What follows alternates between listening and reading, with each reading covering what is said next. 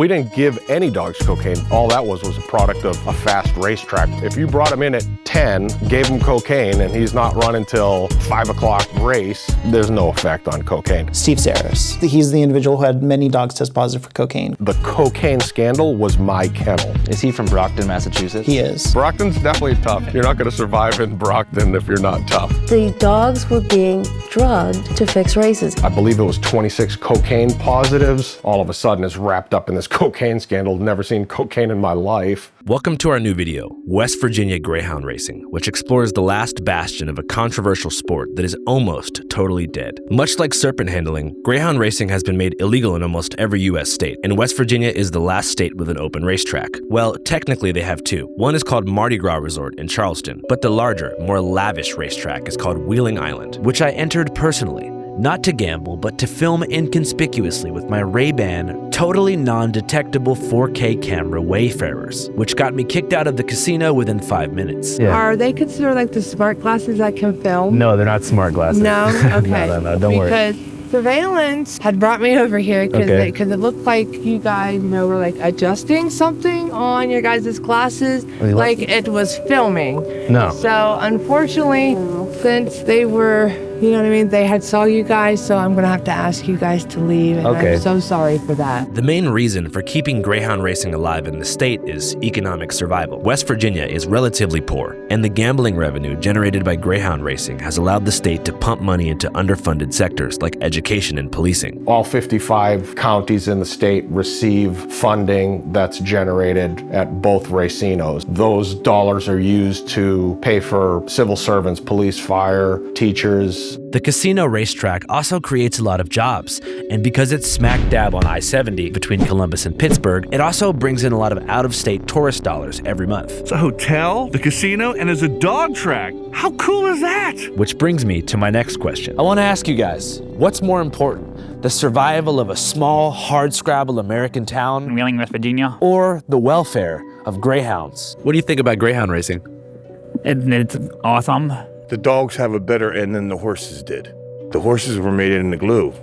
It's an animal and a living, animal for those people to take care of, but also it's an investment. I don't bet none, but it's great. This town was big with mafia back in the day, you know what I mean? But animal rights activists are not having it, and one group in particular, called Grey 2K USA, has taken it upon themselves to spearhead this industry's demise. In the past 15 years, this activist nonprofit has helped to shut down 46 different racetracks, got 24 state laws passed, and recently filed H.R. 3894, a congressional bill called the U.S. Greyhound Protection Act, that's yet to be heard by Congress. Here is an interview with the leaders of Grey 2K USA.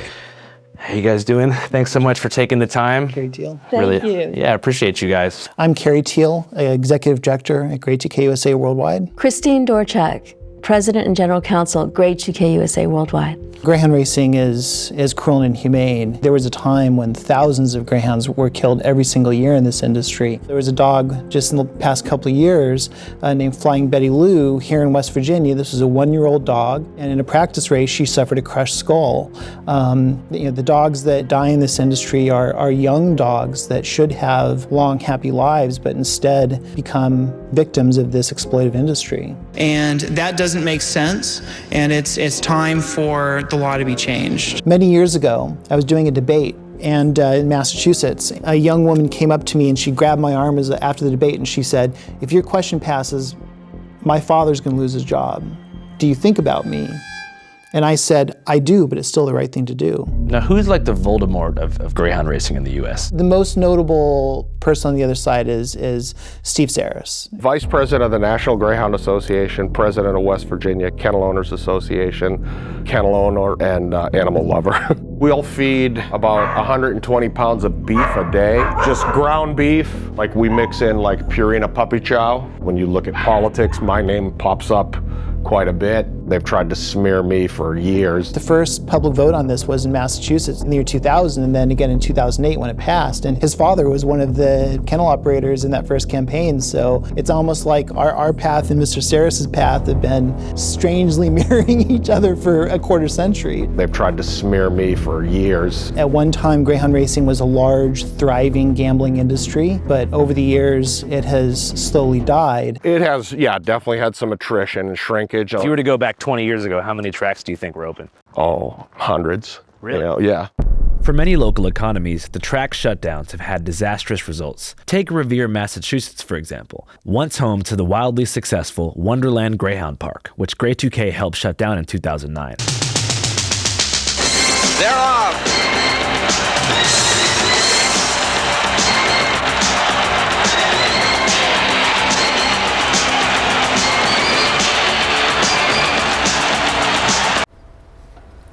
Without money to even facilitate the demolition, the park was abandoned altogether. 800 TVs, a full restaurant, and dozens of wager systems were left to rot, leaving once legendary announcers like Sammy Kane and Jerry Giraldi unemployed and in obscurity. All because you got a radical extremist group that are going to put good, hardworking people out of jobs. People that aren't going to be able to put their kids through school because these dogs are still going to run. They haven't saved one. Nor will they. Today, the racetrack is nothing but a semi-abandoned parking lot, and the vibes are quite grim, which has been a common story in these past few years. When we started, there were about 50 operational tracks. 50 in 19 states. We've been going state by state by state. And today there are 2. It's really like a Depression-era relic of an industry that happens to still exist today. We never would have imagined that West Virginia would be the last state. We thought that Florida was the whale, the big white whale. 74 greyhounds died at Florida racetracks last year, including 12 at Derby Lane in St. Petersburg. But we were able to ask voters to make the decision, and they did in 2018. Voters said, stop it. No more greyhound racing in Florida. As I mentioned, I went to check out the Wheeling Island racetrack throughout the course of this research, and I was relatively disappointed by the entertainment value in general. Much like the vibe inside one of those shared, semi-private adult movie theaters they have at some truck stops in the South, there was an air of shame about the place, like almost everyone had looming moral qualms about placing bets on dogs. Still, that didn't stop me from placing a small $60 bet. Sorry guys. Wow, look at those beautiful dogs. That's my guy right there, number 5. I got $60 on number 5. As I waited for number 5 and number 8 to get ready to run, I began to wonder how many of these pups were wired on a few bumps of that Tony Montana fish scale yayo, or if maybe that rumor was all bogus in the first place. After all, I know the deceptive power of the mainstream media. I'm just not sure where they stand on greyhound racing. Here's what Steve had to say about the scandal. Is there an article, maybe it's a misquote, but it said you gave a dog cocaine? Well, here's the deal with that. We continue digging deeper into the Orange Park Kennel Club, where more than a dozen greyhounds tested positive for a chemical that indicates they were exposed to cocaine. It's being called the largest greyhound drug case in American history. 17 racing dogs have tested positive for cocaine. You can imagine who the whistleblowers were in this scandal. Facts in this case do suggest that this is a race-fixing case. Wherever we have worked, we found drug-positive dogs. They've tried to smear me for years, tried to basically take me out of the equation, and they were going to do it any way they could get it done. And what better way is if it looks like the main guy fighting for greyhound racing is using cocaine on his greyhounds. They probably assumed that we wouldn't fight back, but coming from Brockton, that's all we do. I requested and was able to get a split sample. They sent it off to Texas A&M, who did the drug testing, and they said, yeah, it has benzoecanine, the cocaine metabolite in it. And I said, well, that's not what I want. How many different dogs' DNA is in that cup? I was figuring somebody was spiking it or tampering with the sample. And they said, we don't do that. They said, UC Irvine does it, or UC Davis, I think it was actually. Yeah, UC Davis. And they sent it, and the results were that it wasn't even canine urine. Oh, wow. So it was a person who did cocaine who worked at the kennel.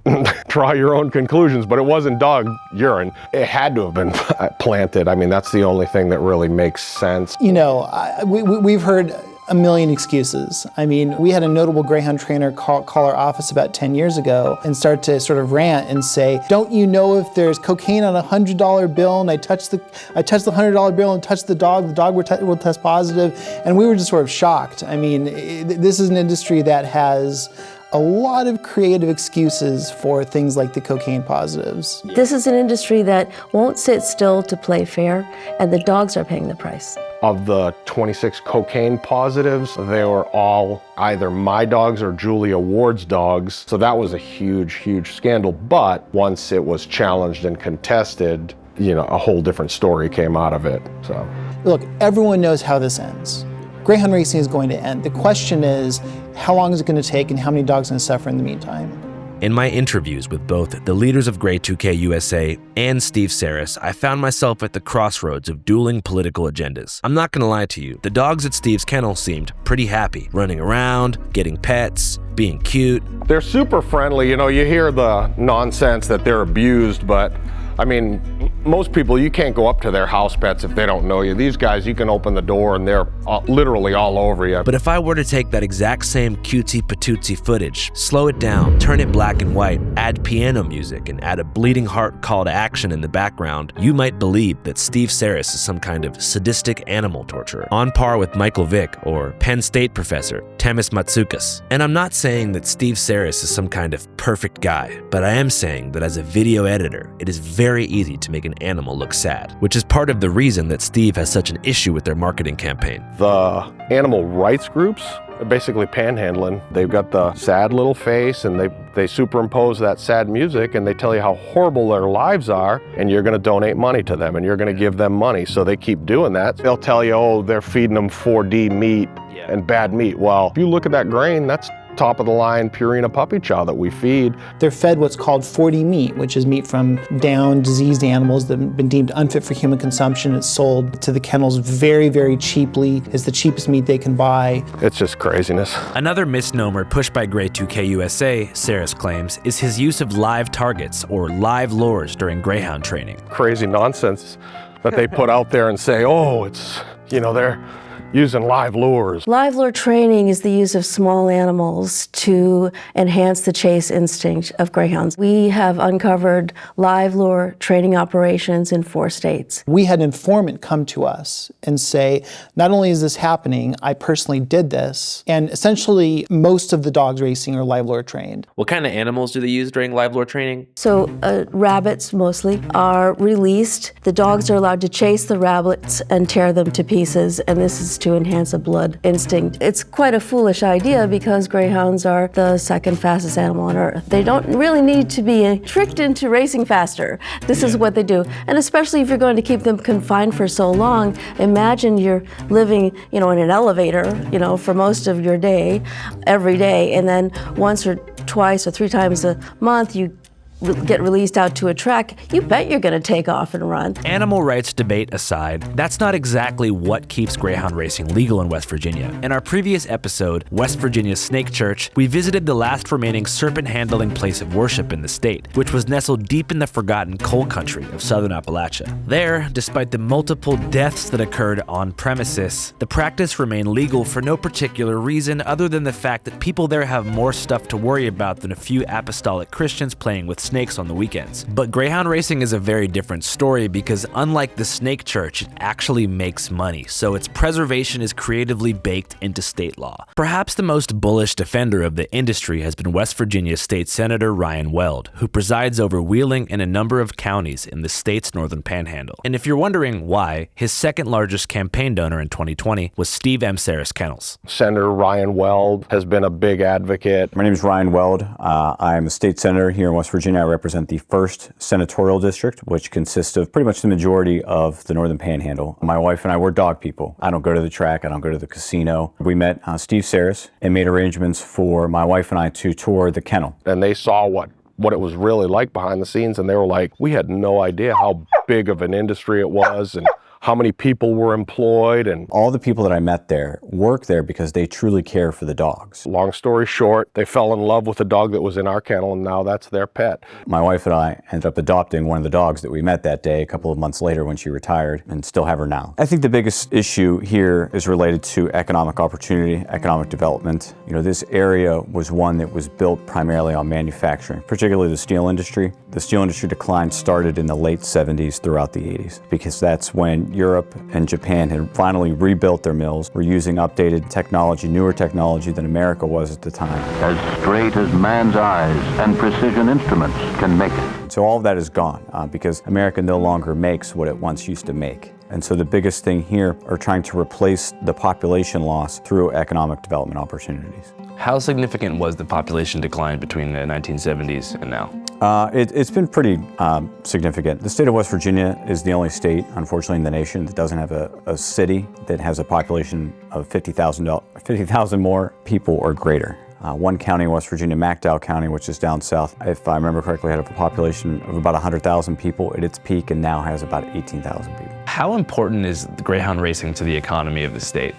I think it plays a pretty significant impact. But it's not just what's going on at the track. It's the employees that work there, that work at the track, but also the employees that work at the kennels. It's the employees who transport the dogs. It's what these owners of the kennels spend locally in terms of buying equipment and food for their dogs. For me to put a dog on the racetrack, each dog is probably about $5,000. If you go to the track with an inferior product or an inferior staff or an inferior bred dog who's on an inferior diet, you're not going to be able to compete. You basically want to provide them with the best of care. You want to have the best breeding. You want to have the best staff that you can have available. Otherwise, you're not going to make any money. The impact is greater than just whatever's brought in on gross or net receipts from the gambling portion of it. As I began to ruminate on the two perspectives that were being pitched to me, I found this situation to be a microcosm of the country at large. It was obvious that both Grey 2K and Ceres felt righteous in their intentions, viewed each other as inherently facetious, and were totally dedicated to destroying each other's missions. With such opposite ideals, it's easy to perceive the two parties as being mortal enemies, but truthfully, they share the greatest American commonality: making money and the relentless pursuit of cash. The difference is, one pulls on dopamine and the rush of a gamble, the other one pulls on the heart like, look at this animal. But realistically, once they've got you, they will try to solicit.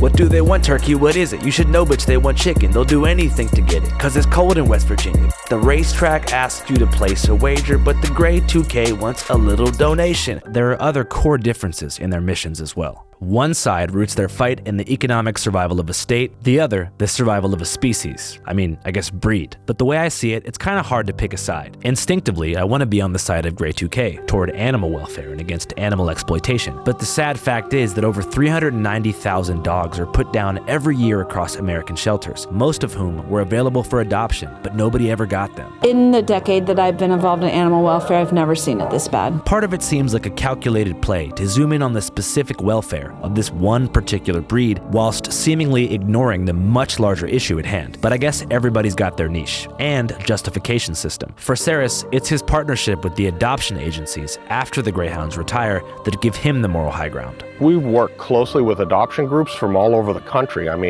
Literally from here all the way to the Northwest and stuff, we'll deal with adoption groups. Those groups are really the champions for these dogs, when they're done racing or if they don't make it racing-wise, and they're the ones who go out and do the fundraising and will help. And those groups, a lot of them are very pro-racing and racing friendly. A lot of them are pre-adopted, so like there's one in the back corner there, she's already spoken for. The adoption groups that we work with are usually local. We deal with out-of-state groups as well. A group from Michigan once, that black one there, Twisted Ladies, and those people really are the champions of the Greyhounds. They don't need an animal rights group to take care of them. There's a reason that people are basically putting that false propaganda and that rhetoric out there, and they're using the same buzzwords over and over again. Greyhound racing is cruel and inhumane. Cruel and inhumane. Very cruel and inhumane. Cruel and inhumane. Tested positive for cocaine. Positive for cocaine. Greyhounds suffer serious injuries and die on the track. Suffer and die. To suffer and die. Dogs are fed 4D meat. Is what's called 4D meat. 4D meat. These dogs live in small cages. Small stacked cages. Living in small cages. Small cages. A life of confinement. Terrible confinement. They live in confinement like they did a century ago or almost nearly a century ago. They're given the same dangerous anabolic steroids. They're given the same bad meat. It's like in a time warp or something. Yeah, There's no recognition. We spend more money in adoption than they do. When you look at how much money they take in and then how much money in return they put back out into adoptions, it's negligible to next to nothing. To be fair though, Grey 2K doesn't advertise themselves as an adoption agency, and creating real change often requires paying lobbyists and lawyers a lot of money to go up against well-funded politicians and multi-million-dollar companies. Plus, they've been enormously successful in their efforts. So Steve making it seem like because they don't spearhead adoption programs after the racetrack closures is evidence of some kind of fraud is a misnomer. Additionally, the money that Grey 2K has raised, which was around $800,000 last year, is peanuts compared to what the Greyhound biz is pulling in. This year, something like $340 million will be wagered on the races held in West Virginia. You may have got the impression from the quiet, almost deafeningly silent Wheeling Island wager room that the industry is on the outs, which physically is true, but the real money is being made behind the scenes, or should I say, behind the screens. You said that a large percentage of the gambling is done remotely? It is. It's more than 95%. That's right. Did you forget? Gambling has gone digital. From 2019 on, the average growth of the online casino market was 20% each year, and Statista predicts that in 2025, online gambling will generate over $117 billion. As we speak, the live feeds from Wheeling Island, though 240p quality, are being broadcast to thousands of people across the world who place their bets either online or with tellers at affiliate casinos. When we were out in Vegas, I forget what casino it was in, I took a picture of the simulcast, and one of the dogs being let out was owned by Steve Saris, and so. I feel like the numbers have gone up. The numbers are really good. Like, the numbers are eye-popping. All right, man. Well, all right. Thank you, guys. Like I said, I'll get you some of those contacts. Thank you, guys. We'll start working if it might take some time. Now, a word from our sponsor. What's up, guys? While gambling might fund the economies of towns like Wheeling, West Virginia, in the US alone, gambling causes about 23 million people to fall deep into debt, which is why today's video is sponsored by Pura D Debt Solutions. Gambling is far from the only cause of debt, obviously. In fact, mortgage loans are the leading cause of debt in America, followed by student loans and auto loans. But if you're looking for help, the first step is to contact PDS Debt for a personalized solution. When I went into debt to get my education back in the day, I remember wishing so bad that I had a friend who could help me figure all that shit out. But unfortunately for me, I didn't have any friends. And most importantly, I didn't yet know about the good people over at PDS Debt. Go get a free debt analysis right now at www.pdsdebt.com/channel5. It only takes 30 seconds. That's half a minute to change your life at pdsdebt.com/channel5. If you're making monthly payments on your debt but not seeing your balances go down, PDS has solutions to help. Whether you have bad, fair, or good credit, you can qualify as long as you have 10 grand or more in eligible debt. No minimum credit score required. With PDS Debt, you not only get accepted, but you also save more and pay off your debt in a fraction of the time. PDS Debt takes the time to understand your unique financial situation and offers alternative solutions to help you become debt-free. Whether you're struggling with credit cards, personal loans, collections, or medical bills, PDS Debt provides customized options tailored to your needs. That's what I'm talking about. It couldn't be quicker or easier to get your free debt analysis. Simply click my link, click on the option that best describes your unsecured debt amount, and fill out your personal information. Make this year the year that you take control of your debt. Again, get a free debt analysis right now at pdsdebt.com/channel5. It only takes 30 seconds, people. That's pdsdebt.com/channel5. PDSdebt spelled DEBT.com/channel5. All right, guys, back to the streets of Wheeling, West Virginia.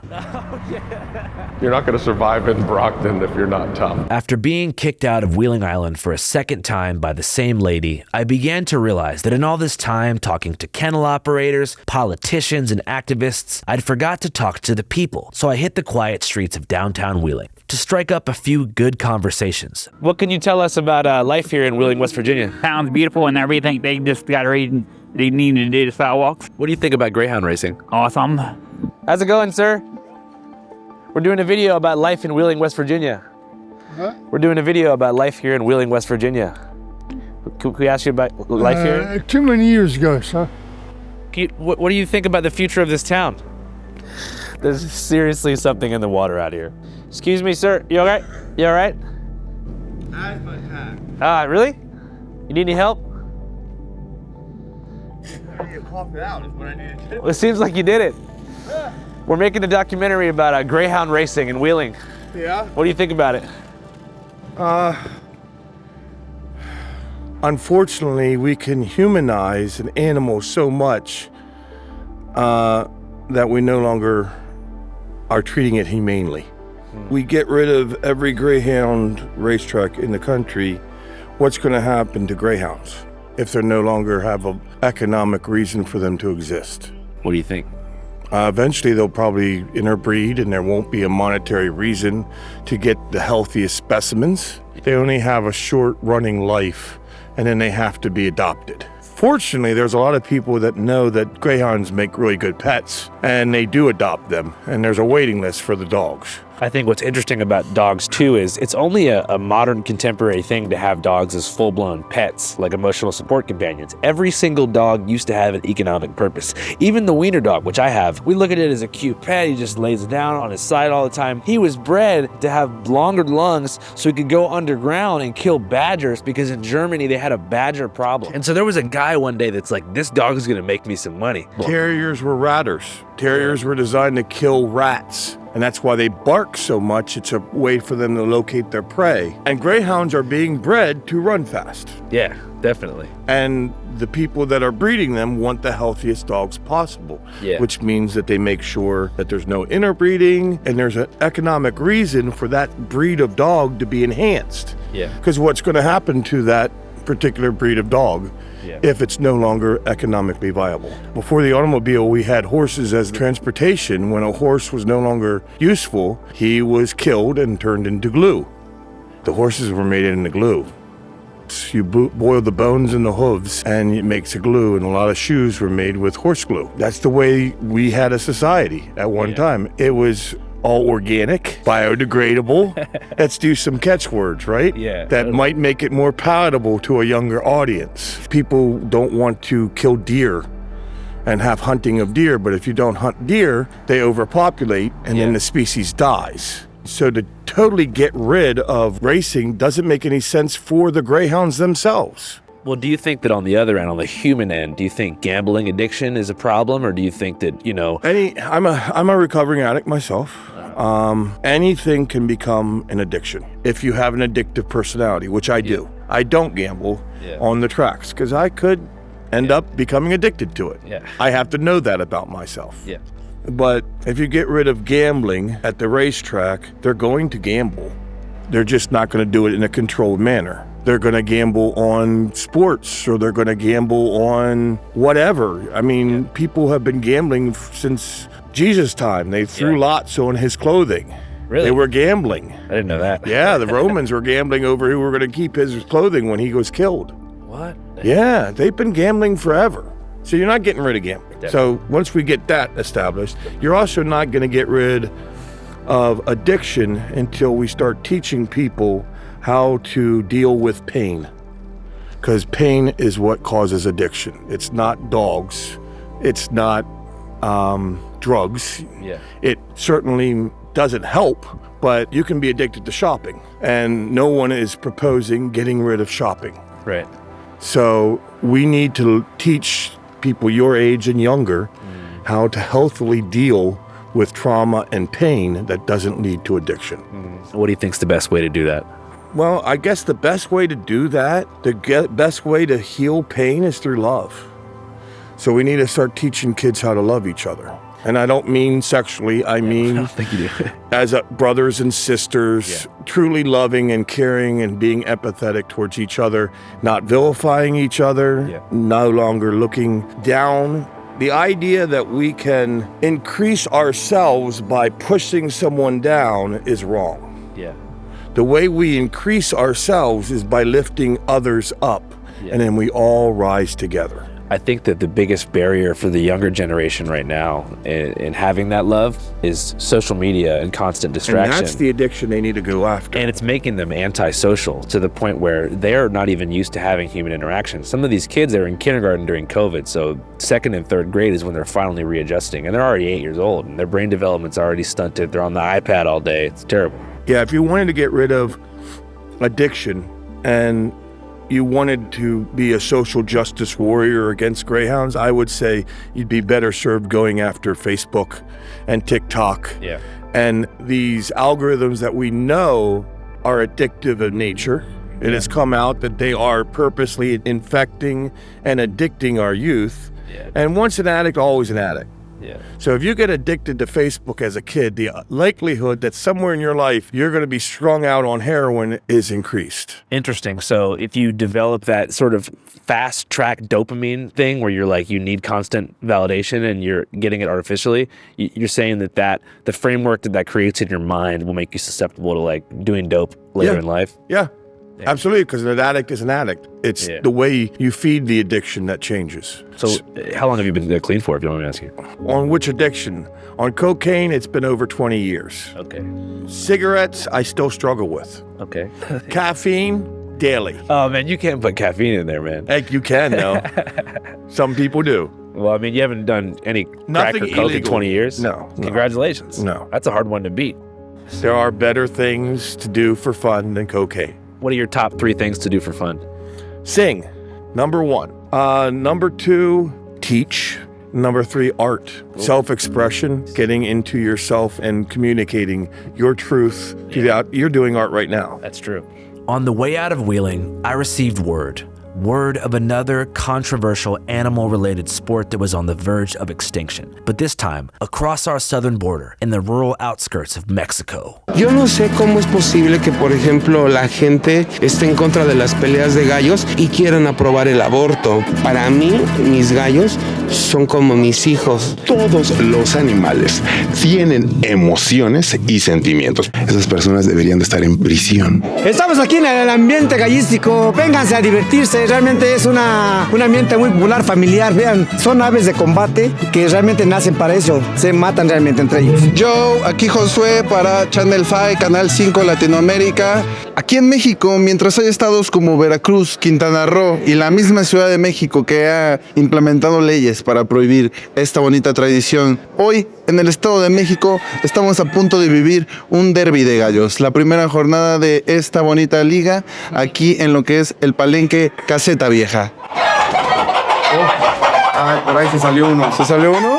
Sí. ¿Es normal que se escapen? No. Pero por su naturaleza son agresivos. Ya en el ruedo, con la navaja, es muy peligroso, hermano. If you'd like to see our exclusive new documentary, Mexico Cockfighting, head to our Patreon at www.patreon.com/channel5. It costs $5 a month to sign up, but gives you access to an entire catalog of exclusive, unreleased, and extended content, ranging from back in the all gas, no brakes days until now, where we have our 5cast, a bi-weekly, hour-long news update, where we discuss a number of subjects and cover positive as well as undercovered news. Again, that's www.patreon.com/channel5. And to remind you guys, we are a totally independent global newsroom that is almost totally funded by your monthly Patreon sub. So if you want to support us and see a ton of stuff you can't see elsewhere, head on over. I'll see you guys later. Channel 5 live worldwide, Hollywood and Vine. Fuck the authority, Channel 5 News. Channel 55. We don't fuck with custers. And 5 is the best number.